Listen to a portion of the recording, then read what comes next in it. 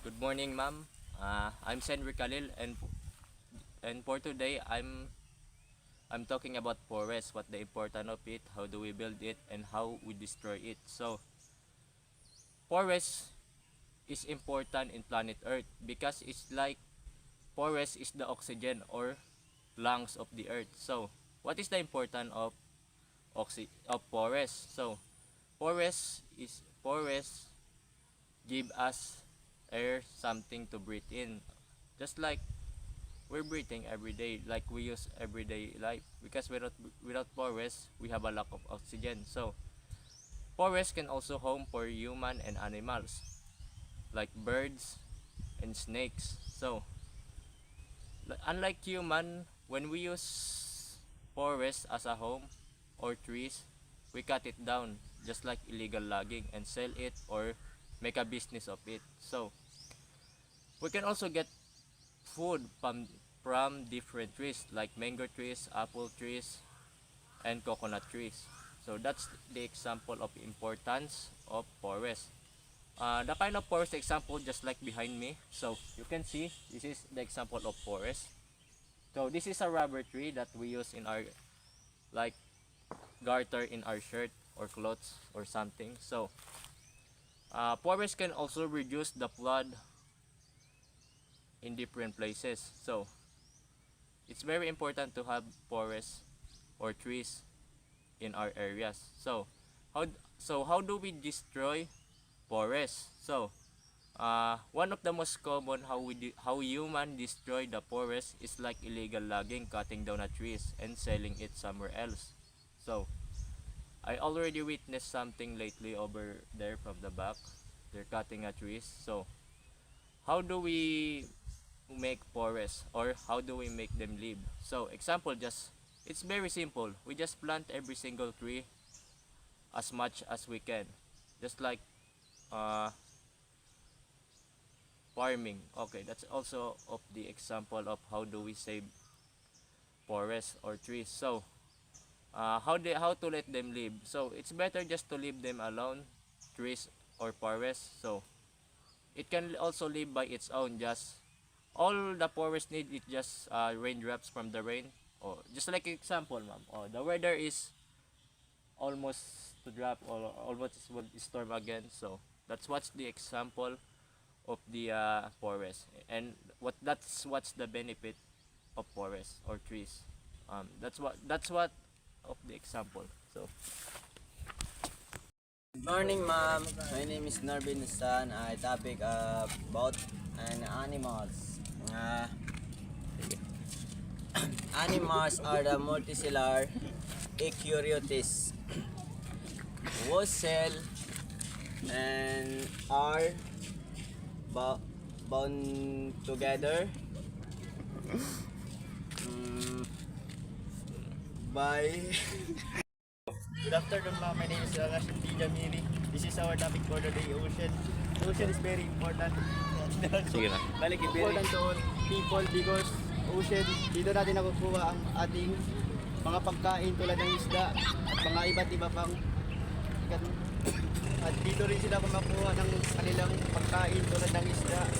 At There go. ito ay mga bahay ng mga isda at iba pa.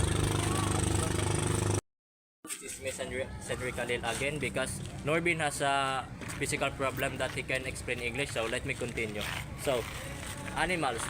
Animals is a nature important for planet Earth because it is the habitat of species by living different species. So let me one of the example of animal is dog, just like here for example. Unis tapon ta.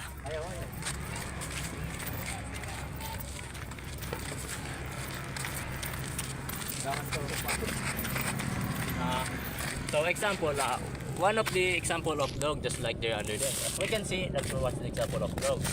No, just like example of the dog, just like I guess they're wild. Once you pet them, there's a chance that they probably will attack or bite you. So they're not pet, they're not good at it. So let's just leave them alone. Cut mo. So animals. What is the use of animals, or what does animals do in planet Earth. So animals can also be a slave for humans, or be pet, or eating. Human human use animals for food or slave or for business. Just like in KFC or Jollibee, they kill chicken and eat it. So just like example Carabao, they also be used for slave, for human, just like working in the mountains or other stuff. And it can also be used for animals for business, just like selling animals. So that's what's the example, just like pets, cats, expensive dogs or birds, anything, fish. So that's what's the example of how does we destroy them. So how does we heal animal? Or animals can live by their own unless there's enough resources such as food, trees, and other stuff. So that's what's the example of how do we heal them. Patayo na. So, good afternoon ma'am. I'm Cedric Alil Aysade, and my topic for today is about mountain. So, one of the example of mountain, just like over there, over the top of the valley, as you can see, that's what's mountain. One of the example, it's all raining. So, what does actually mountain do in planet Earth? So, without mountain, it can also produce some collide, just like landslide and tsunami. Oh, so just we can see, imagine, just like without mountain, it can also cause some tsunami here where I am standing, because without mountain, it can also cause like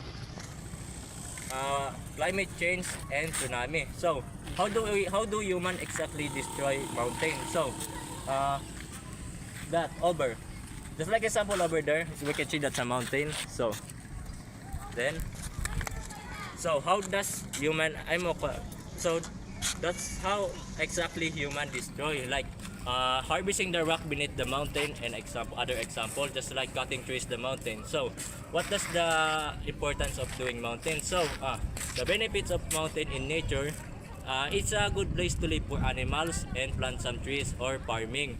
So that's what's the example of mountain. And how does actually mountain live?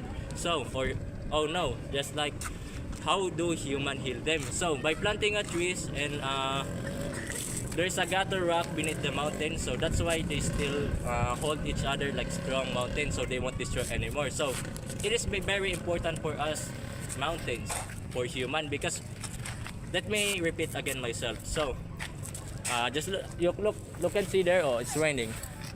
Oh, as we can see, that's what's of the example of how do we heal one mountain. So by just making in raindrops and plant more trees. So that's what's the example of mountain. Yan na.